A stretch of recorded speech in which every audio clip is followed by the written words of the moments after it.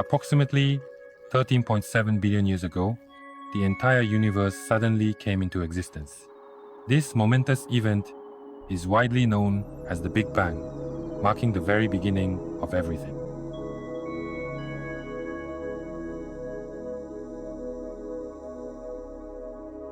Since then, the universe has continued to expand, and is spread out across the vastness of space. Hydrogen gas eventually gathered to form galaxies, and the first generation of stars was born. However, it is believed that there were no planets around those stars. It was a monotonous world where only shining stars existed. This is because, at that time, only light elements like hydrogen and helium existed in the universe. So, where exactly did all the various fundamental elements that ultimately make up our entire Earth actually come from? The dazzlingly shining stars? Their energy is produced by nuclear fusion reactions that turn hydrogen into helium. Helium turns into carbon, and carbon eventually becomes iron. Billions of years after the universe was born, these stars reach the end of their lifespans one after another. In the end, they become red giants, undergo supernova explosions, and release their internal matter into space. The shining stars were, so to speak, factories of elements, continuously creating heavier elements from lighter ones and sending them out into the universe.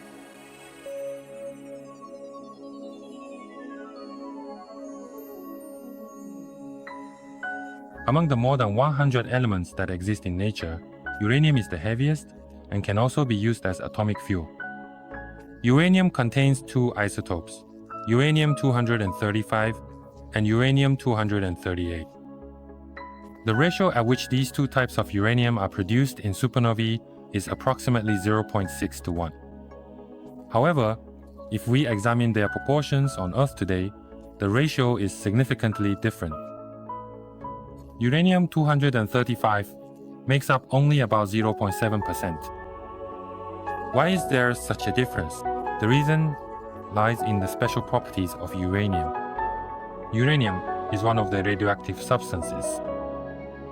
Over long periods of time, it emits radiation and gradually transforms into other substances. It's much like soap bubbles released into the sky, popping one after another. The rate at which the two types of uranium decay is different. Uranium-235 decays more quickly.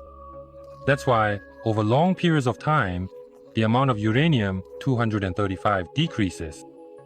Since only uranium-235 can be used as fuel in a nuclear reactor, nuclear power plants use uranium in which the proportion of uranium-235 has been artificially increased. However, something astonishing was discovered. The Republic of Gabon, located on the west coast of the African continent, there, in one of its uranium mines, was a natural nuclear reactor of immense scale. This was a natural reactor that formed about 2 billion years ago. It is said that, within it, reactions similar to those in modern nuclear reactors continued for several 100,000 years. Why was something like this able to form? 2 billion years ago, the proportion of uranium-235 was higher, so reactions that today can only be produced artificially were occurring naturally. By looking at the decay rates of both types of uranium and the composition of uranium found on Earth, we can learn one important thing. We can determine when the uranium on Earth was created. If its origin was a single supernova, it turns out that this event occurred about 5.4 billion years or nearly a billion years before the formation of the solar system and Earth.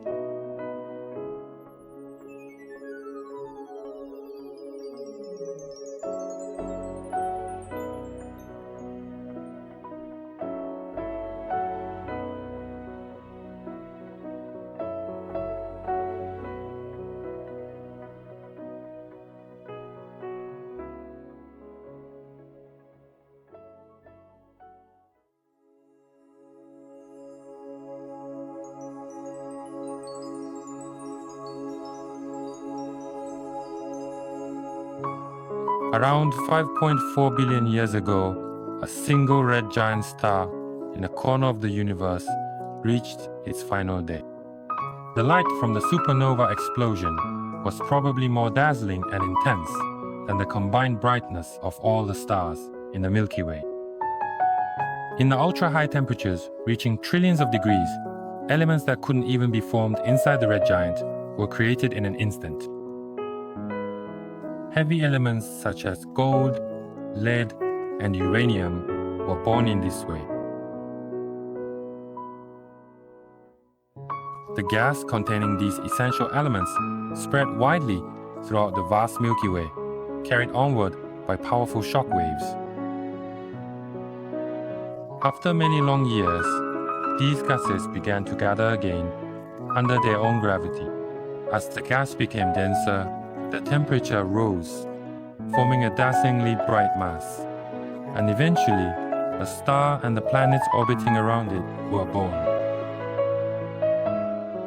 This was 4.6 billion years ago, the birth of the solar system.